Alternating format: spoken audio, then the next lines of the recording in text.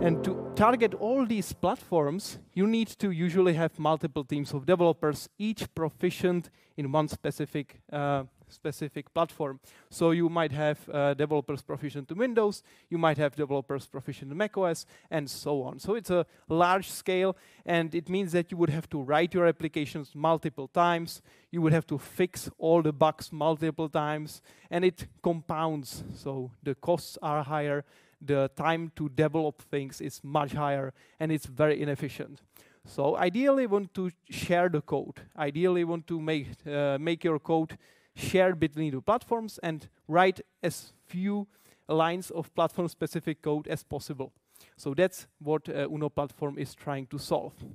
The second problem is modernization of existing applications, and you can see that even Microsoft, as a multi-billion-dollar company, is not really able to fix this problem efficiently, because all of these UIs you can find in Windows 11, which is not great.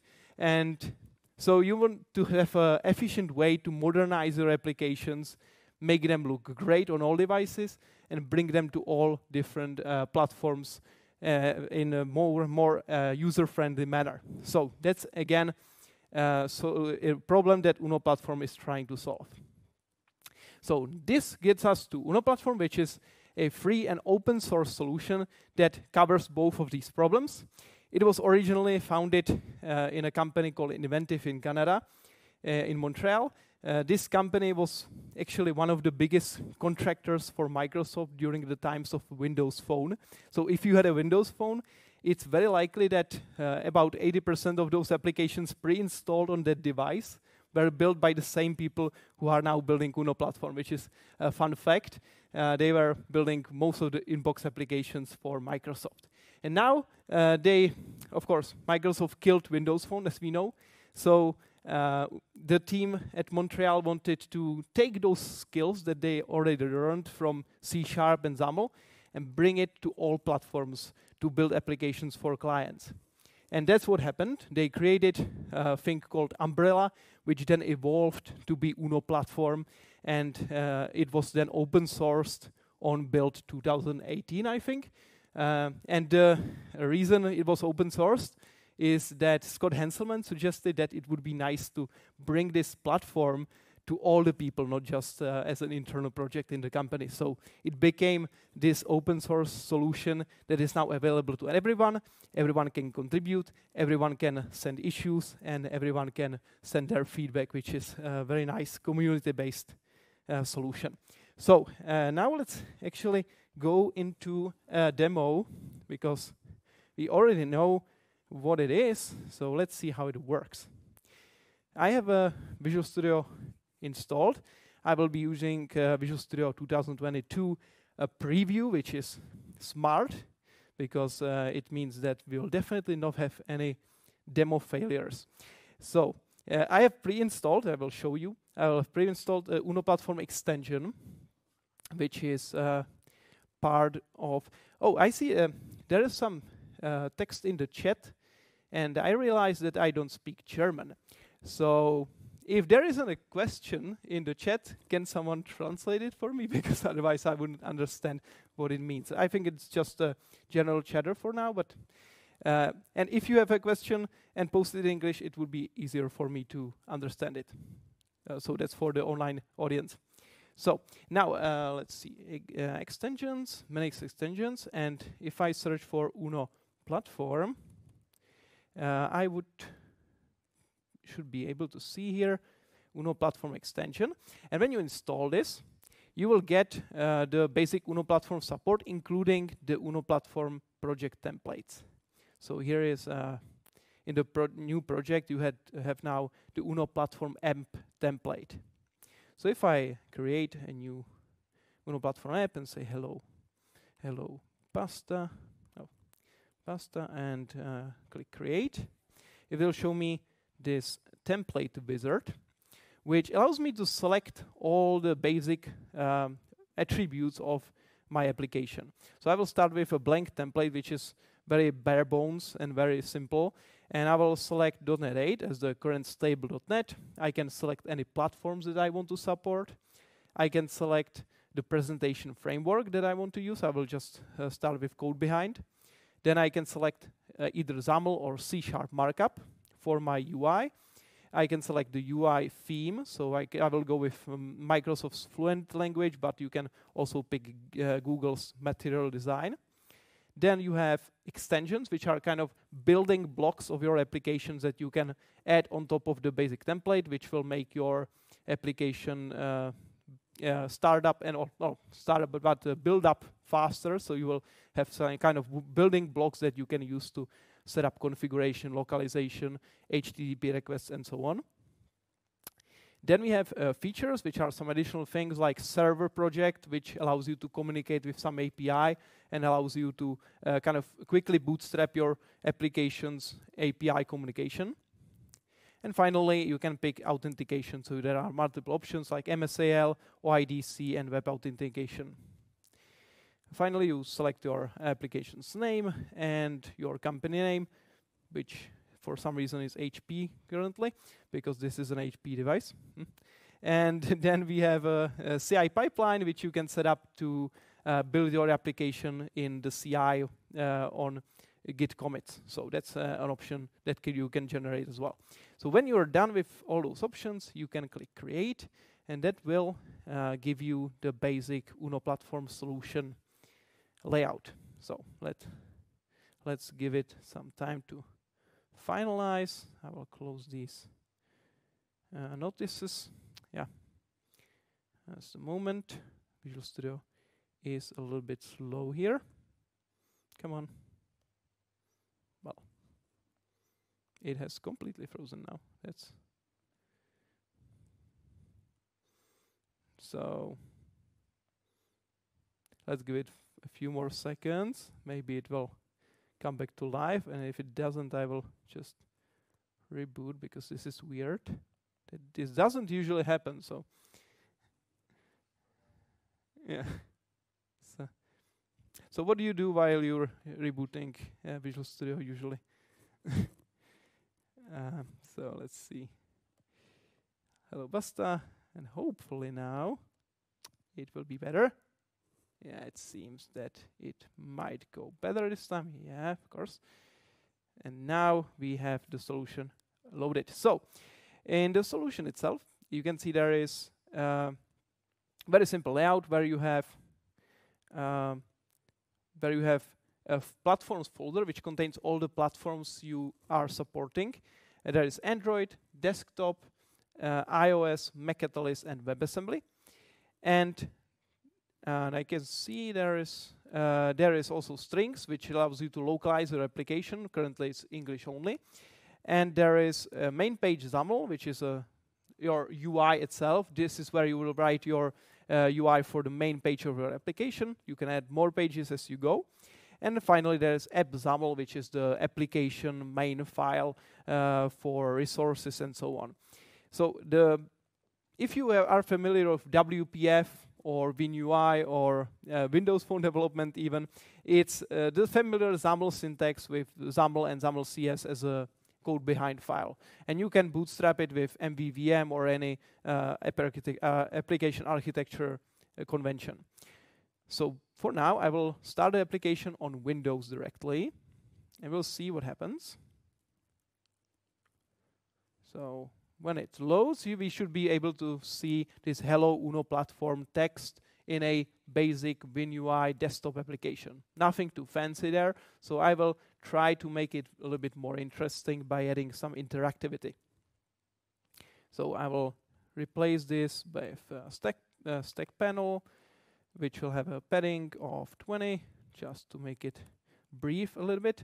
Add a slider with a name of slider, and then a text block that will have text data bound to that slider. So it's going to be binding element name slider and path value, and I will have it with a font size of 60 to make it more visible. And hopefully, when I launch it again, you should see a little bit more interactive application already. So you can see I can click the slider, slide it, and the value changes. So you can see it's already interactive, even though I didn't write any C# code yet. It's already a live application. But now let's switch to some other target, because Windows is just a Windows application, nothing too interesting there. So I will switch to Android now. And when Android loads, I will launch the emulator, because that usually takes the most time, and it crashes. So great. So now it's launching. In the meantime, I will show you that in the platform-specific folders, there is just basic bootstrapping code that makes the application run. So there is like a main application class, and there is main activity for Android, but nothing else. It's just this plain basic bootstrapping code, and everything else happens in UNO platform itself, and you as a developer don't have to touch these files at all, unless you want to customize some kind of really platform-specific behavior, in which case you would then go here. But in most cases, you don't even need to touch these files. So application, the emulator is launched, so I will now build the application. And we should then see the same UI, but now running on Android. So it's building, which might take a while because Android is usually slow, but we have to survive that. So for the fastest developer loop, we recommend developers to really develop against Windows, and then when they are done, just launch it on the other targets, because those are slower to compile and slower to iterate. So it's usually faster to iterate on Windows and then just see how things work on Android and iOS.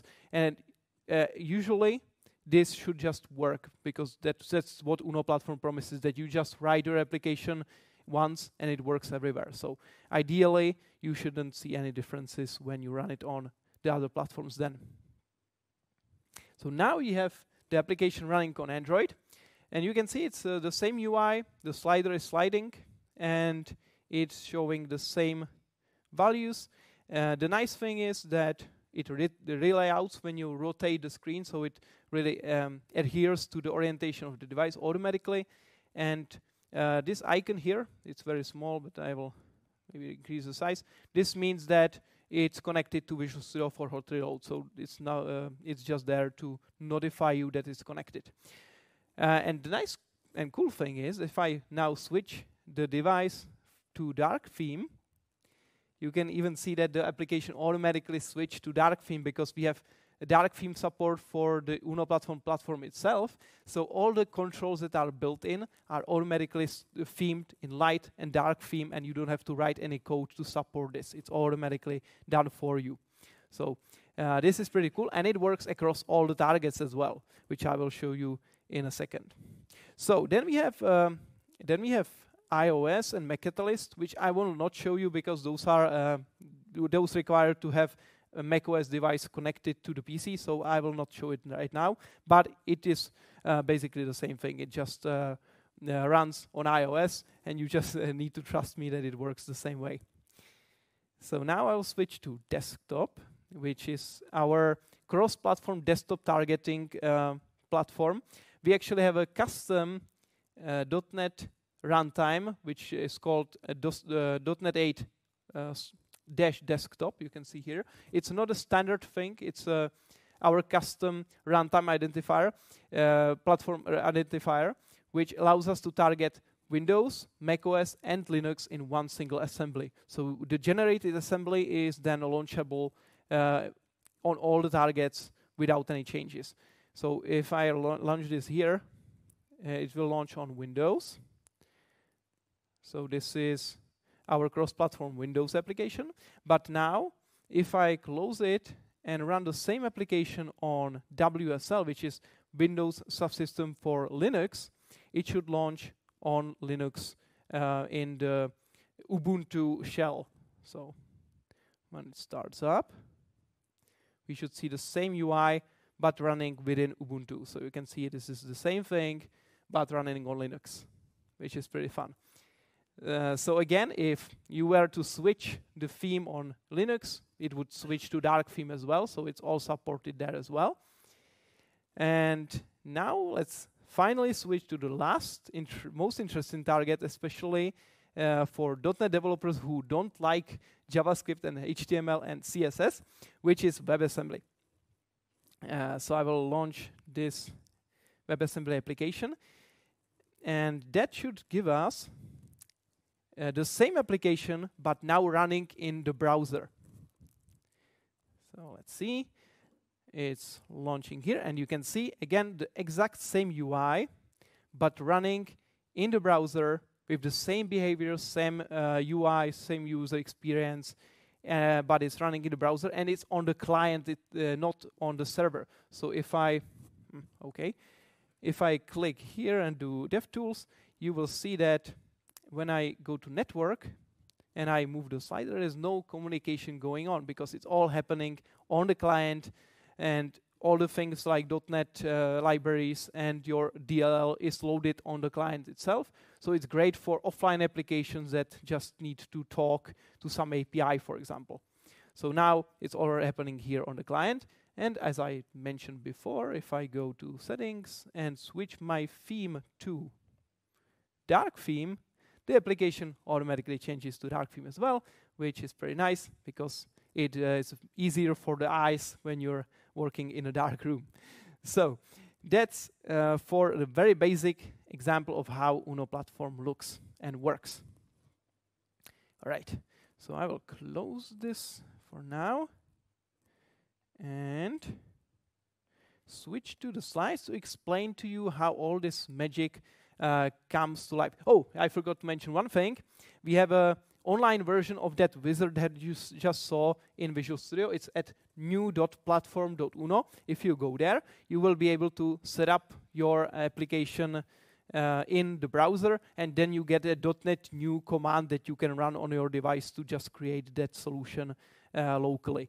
So that's our .NET new.platform.uno application, and this application, when you launch it in the browser, this is also a UNO platform WebAssembly application, which launches the same wizard that you see in Visual Studio. So this is already a UNO platform WebAssembly app. All right, so let's go back to the slides and I will explain how it works. So as you can see in the architecture diagram, you have all your platforms that you support. On top of them is .NET, just plain .NET, and .NET bindings for Android and iOS and so on.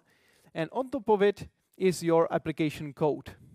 Then your application code compiles. It compiles against WinUI library on Windows and against UNO platform on all the other targets. And that is quite important, that distinction, that WinUI launches against WinUI and all the other targets launch against UNO platform. Because if I show you, WinUI, that's the modern native UI framework for Windows. That's what we are building against. And if you look at these two images and compare the differences, you might notice that there are no differences because we have the same API surface, the same APIs like namespaces, methods, classes, events, properties, fields. Everything is the same as in WinUI. So if you compile against WinUI, it will run on Windows. And then we provide the same layer of abstraction as WinUI on all the other targets. So when you compile on Android, it compiles successfully because we have the same namespaces and the same API, and everything works the same way. So that's how we achieve the magic of you having to write only one single code base that runs on all targets without any changes. And that's the trick that UNO platform uses. And the nice thing about it is that Microsoft has open sourced most of the WinUI framework as well, so we can totally reuse their code in our solution. So, for example, here, date picker, super complex control. You definitely don't want to write this because it's hard to handle all the different date formats, different localizations, and everything. So what we did is we've taken the C++ code from Microsoft and translated it using a regex semi-automated way to C#. And now we compile it in UNO platform without no problems. And I will show you how it works actually here on our repository. So I will open UNO platform on GitHub. I will open Microsoft UI XAML controls. which is Microsoft's WinUI open source repository. And if I go here in, for example, source and go to, come on, I get it already. If I go to controls, def, and navigation view, for example, there's a very complex navigational control. You can see there is a lot of files in there. Maybe let me do one more thing here, which is to switch to light because it's going to be better to see. So in this folder, you can see quite a few files. Like navigation view CPP, navigation view H, and so on. And if you go to the same or analogous folder in UNO platform, which is UNO UI, controls, Microsoft UI, example controls, navigation view. This contains roughly the same files that you can see, including navigation UCS. And if I open those two things and show them side by side, you will see that it's basically the same thing. It's usings and includes. On the left side is WinUI, on the right side is UNO platform.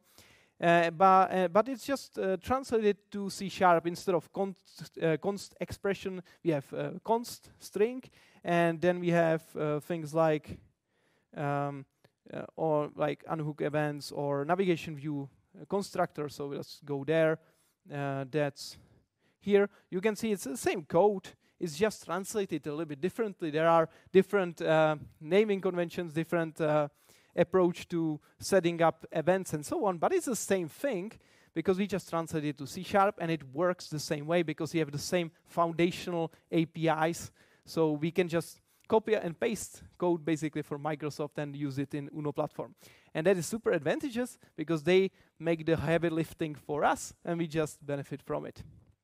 And when they make updates to any control, we just like check the latest commit. And when we click on that commit, we get the diff between the two files. So we can just add and remove those additional lines that they changed, and it's done. So super easy for us to update to latest versions as well. And to not stop there, we can also support their unit tests and UI tests. So we also port unit tests from Microsoft to C#, and we just run them in our CI. So I can prove to you that our test coverage is pretty awesome because we run all those tests against all the different platforms that we support. So if I go to some of the latest commits, we should see that this is, for example, this one. So if I go to our Azure DevOps, you will see that we run quite a few tests on all platforms. That's we are running against Android, we're running against iOS, Linux, Windows, WebAssembly, and so on. So it's running all of those tests. So almost 100,000 is going to be a big one. So we're running a big batch of tests. So we know that we don't make any regressions, and we know that we don't break any specific platform. And this relationship is quite beneficial for both us and Microsoft, because when we find issues, we might find something that Microsoft didn't find, and we then port those fixes to WinUI back. So they also benefited from some of our fixes as we ported new controls. So that's that. And now let's actually see what UNO platform offers out of the box, because there is a lot of controls built in, and you can actually follow along if you have a device with a browser, because if you go to playground.platform.uno, you can open this nice playground where you can already test UNO platform directly in the browser. So if I do something like button and say hello BASTA and close this, you can see that it will render that button on the right side. It says hello BASTA now. So this is a playground that allows you to try out things without even installing UNO platform into your IDE. And there is quite a few demos there, like animation, which shows this animating rectangle, or fun things like list view or list view selection. There is also tree view is a fun one. It allows you to show a tree view structure where you can select subtree of some section and so on. So it's a fun way to try out Uno platform without committing to it. And when you're satisfied, you can then install it on your device. Now let's go to second test application, which is at gallery.platform.uno. This one is our sample gallery, which also gives you some nice code snippets for use in your application. So you can browse all the different controls that are built into Uno platform. There are not all of them here, but most of them. And you can then click on any control and see some samples of how it looks, what it can do. And you can see even multiple different themes. So we have material design from Google, so you can see that ripple effect when I click the button. And when you switch to Fluent, you can see that Microsoft style design. So it's a little bit simpler, but more desktop-like. So you can really use any styling on any platform as you need. And included in this are features like responsivity, so you can allow your application to be responsive and adapt to the UI. So if I make the window smaller, you can see that the navigation view has hidden and is now slide out style. And all of this can be adapted when you have a smaller device or bigger device, so you can hide some UI, show some UI, and make it really responsive on all the different screen sizes, from mobile to desktop to even large TVs, for example. So that's from the UI features. You can click through it. There is a lot of things to try out there, so I will not go into much detail there.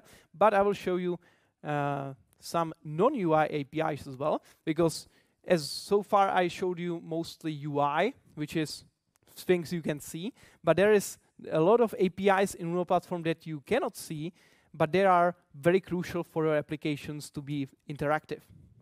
So if I launch this application, you can find it on this link, aka.platform.uno/demo-unexpected-apis, or even shorter, there is it's on cut.ly/apis. So you can go there and play with it there yourself. But I will show you just a few of those APIs because those are very fun. So network information, very classic situation in your application when you want to talk to an API, but the user is in a subway or on a train and the internet connection doesn't work. So you want to make sure that when the connectivity is not there, the user will know, because you will notify them that API requests will not work properly. So what you can do is use the network information API. Maybe I will make it a little bit bigger here again. So it's a plain C# API, which you can use on all targets, from Windows to Android to iOS. On all targets, it works the same way. And you can observe connectivity. So when I click here in Developer Tools and set myself as offline, you can notice that the image has changed because it noted that I no longer have connection, and I can now tell the user that no API request will work, or maybe disable some parts of the UI so that the user knows that they are not available. Super useful API and available on all platforms using just a single snippet of C#. Now, the same thing, fully cross-platform API is geolocator. If I click here, I will get my GPS coordinates with some lower accuracy because we're a little bit lower, so the GPS is not very accurate, but you can see it gives you latitude and longitude. You can use this to find, for example, the closest branches of your company or something like that. Super useful, and again, fully cross-platform in a simple snippet of C# code. Then we have accelerometer, which I cannot show you because this device does not have one, but if you load this on your device, on your phone, it will show you the accelerometer readings as you move the device. Then we have a sharing, which is a useful one. When you want to share some content from your application to some other application, you can use this API, which will trigger the built-in OS native share dialog and will allow you to share information to some other application, and it will give you the list of all the installed ones on your PC or mobile phone or whatever. So this is a very nice API, and it's working even in browser.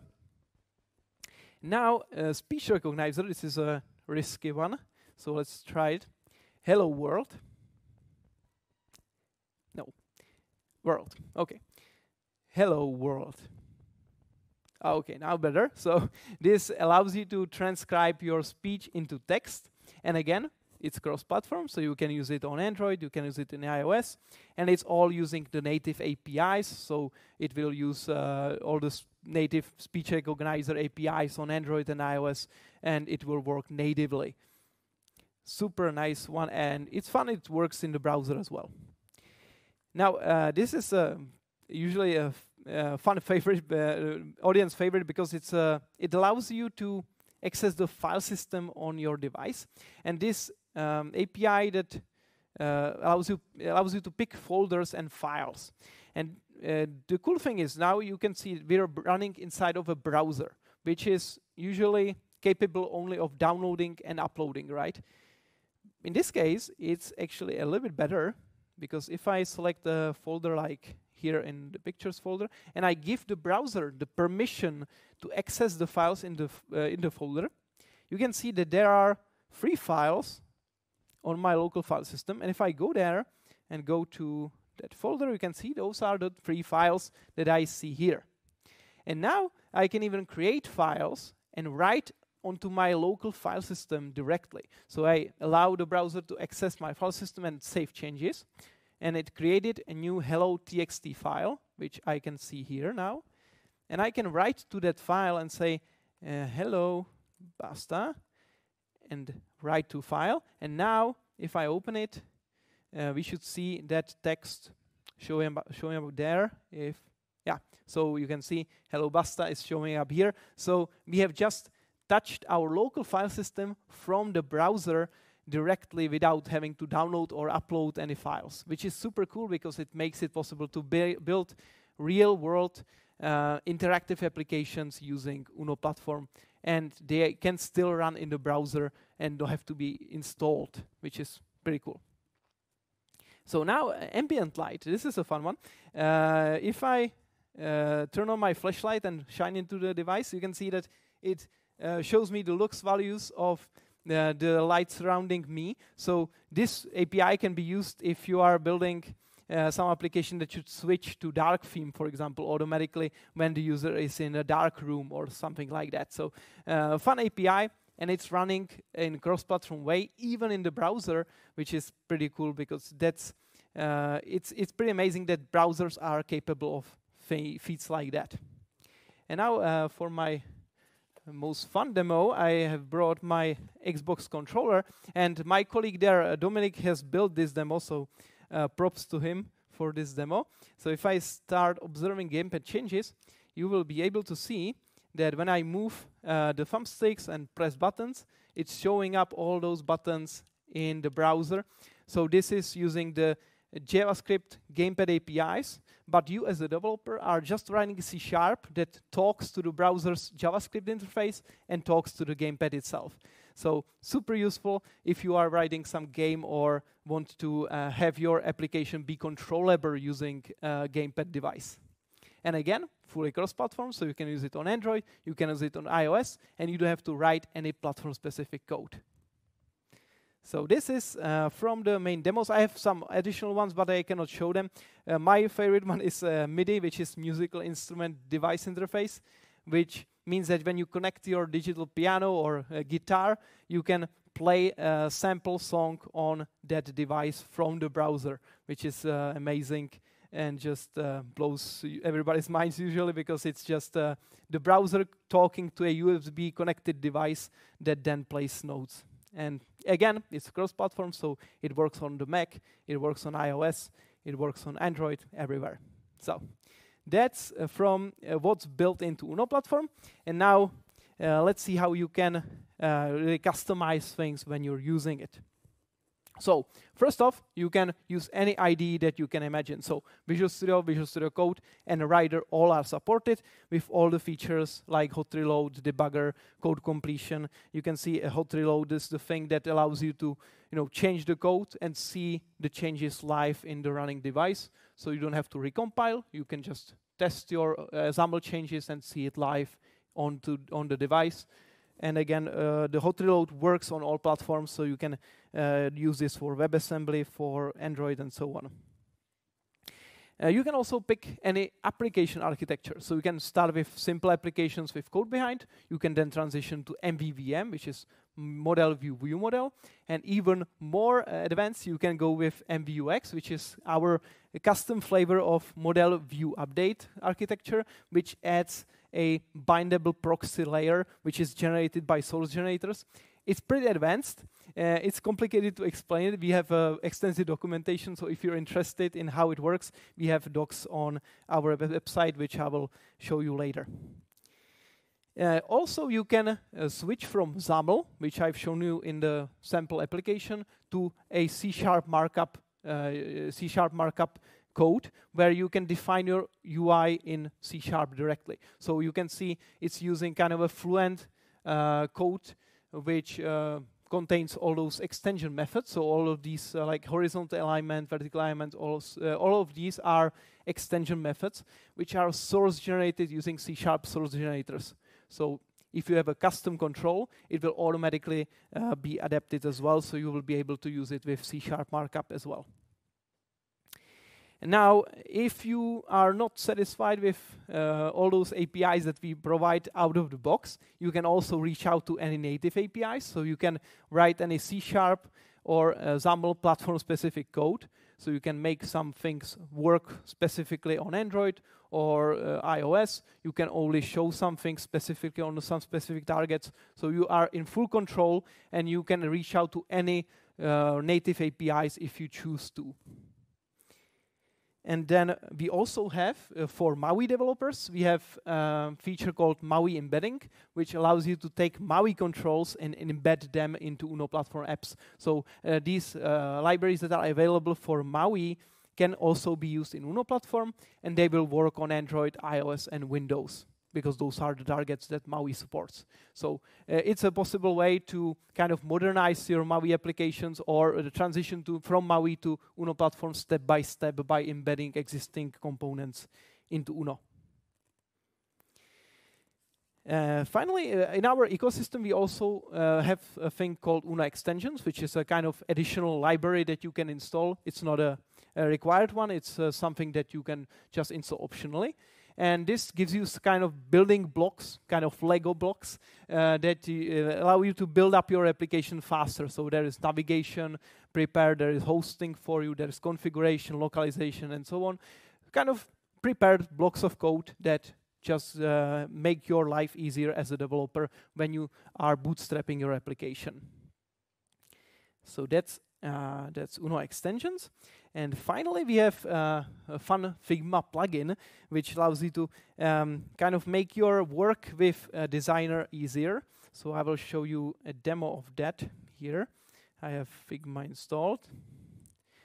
And I will have to preface that I'm not a designer, so I don't have extensive experience with Figma, so I will just show you the basics that I learned.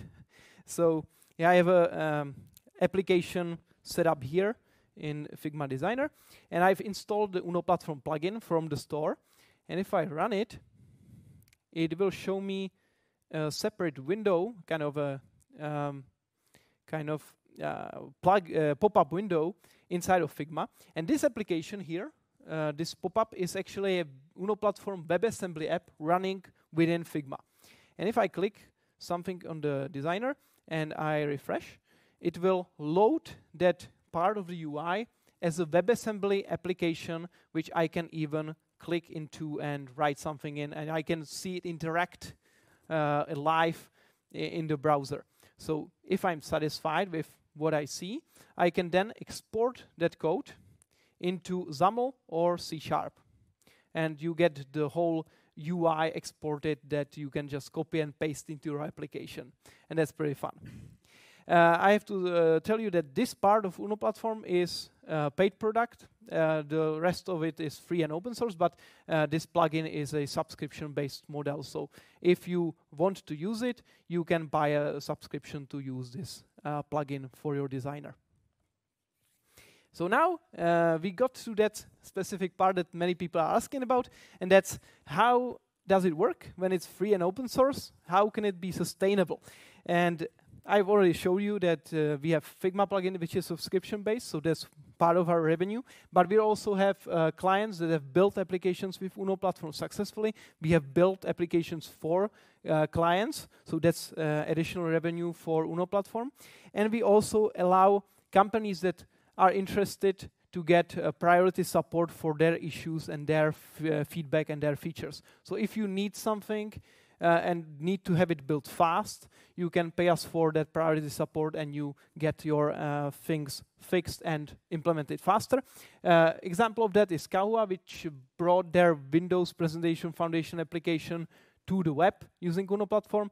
It's a very massive and large code base, and it works very well even in the browser, and it contains a lot of advanced things like 3D rendering and PDF readers and kind of data tables and so on. So it's very complex, but it works very well, and they are very good testers for us because they provide us with a lot of bugs to fix, which is a good thing actually, because we then have a better product and they have a better working application. So that's an example of one of our clients which make Uno platform possible, because we have then continuous revenue from those support cases. So now, if you want to get started, you can go to our documentation website. We have docs.platform.uno, which contains many sample applications, a lot of tutorials, a lot of reference documentation as well. So there's details on all the APIs that we support, everything that you might want to know.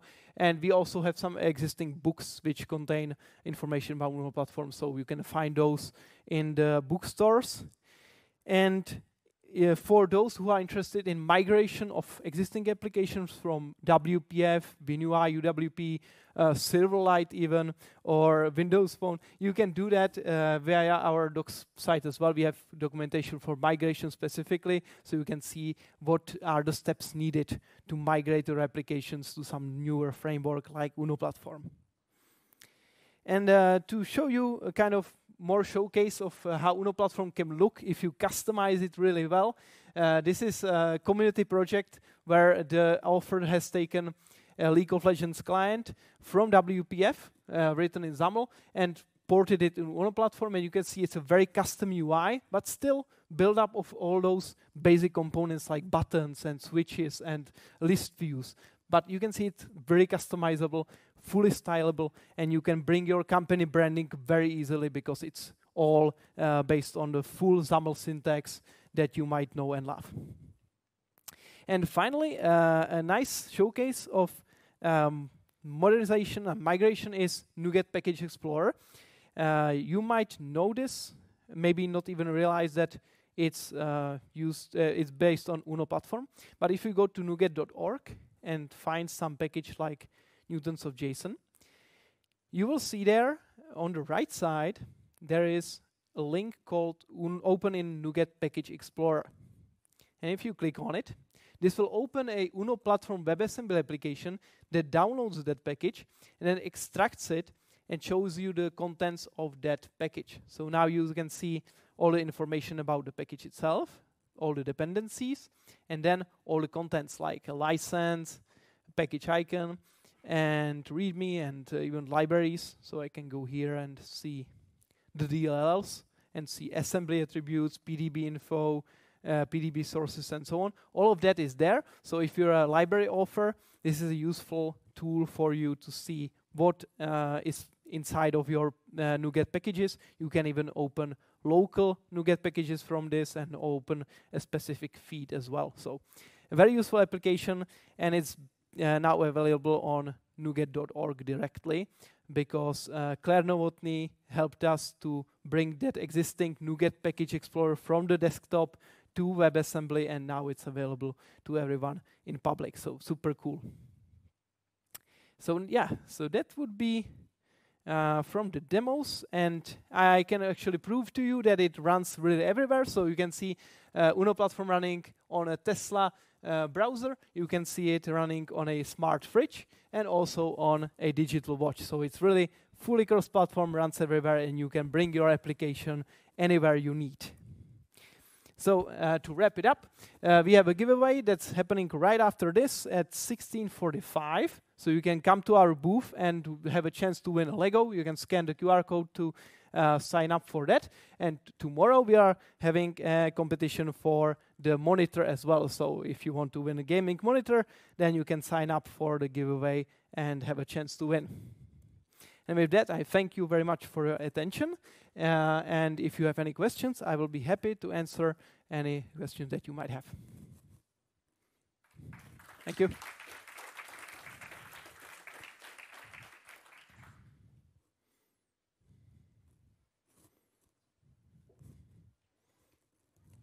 No questions?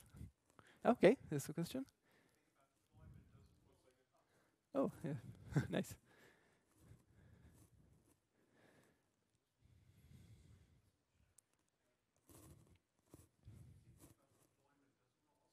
Several deployment features or so, or devices. You know, if I would like to deploy, let's say, a MAUI app as Windows Forms or on a Windows desktop, let's say on Android, but I don't want to use the Play Store for deployment because it's only company internally used. Is it possible, let's say, to have any kind of common deployment site defined within UNO where I could deploy these different environments? Or application for different environments? So you are asking about potential non-store deployment options for possibly. Yeah. So we are supporting anything that is supported by the target platform. So you can package your application as anything that's supported on that platform. So when you build the Android application in the CI, you will get an APK.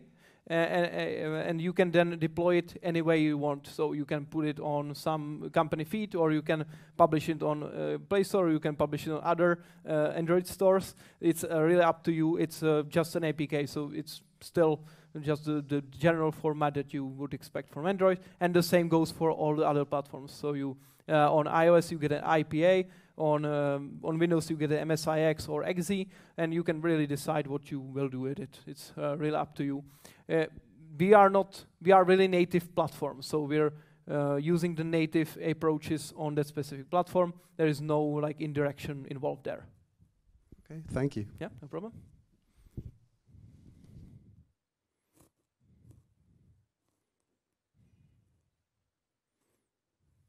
So if there are no other questions, then I thank you again for coming. And if you, oh yes, oh, sorry, I didn't notice it. Are there some important controls that are currently missing, or which percentage are you?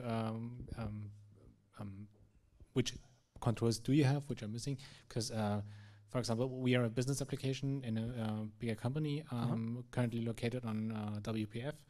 And we have the need of our customers to go to Linux. And so we need something like a ribbon with a back page, or something like a token editor, or rich text edits.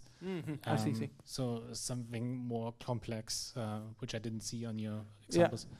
Okay, so that's a good question. So if there are additional controls that you can use that are outside of the framework itself, and the answer is yes, because we have support for even third-party control libraries.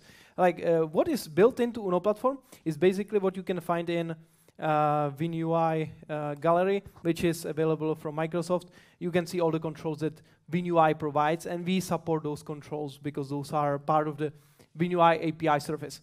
But there are additional controls that come from other vendors. This is Windows Community Toolkit, which is a community-based control library, and it supports UNO platform first-party way. So like they compile against Windows and also UNO platform. So it's directly all the controls that are here are also available in UNO platform. So things like color picker and range selector and things like that. This is not part of WinUI, but it's part of this. It will work on UNO platform as well. And there are some kind of token things. So token view, there's tokenizing. Oh, it froze. So it seems that this is their application, not ours. So you can see like tokens like this, something like that. Maybe would be something that matches what you wanted. So these controls are available in Uno platform as well, so you can use those. And there are also other things like Maps UI, which is a third-party mapping control, or live charts. It's also making their charts available for Uno platform apps and so on. So there's a wide range of available control toolkits, and you can use those in Uno platform as well. Now I think there are no more questions. So if there are no questions in the chat, I don't think so. So in that case, I thank you again for coming, and I will see you in 15 minutes for the Lego giveaway at our booth. Thank you very much, and enjoy the rest of the conference.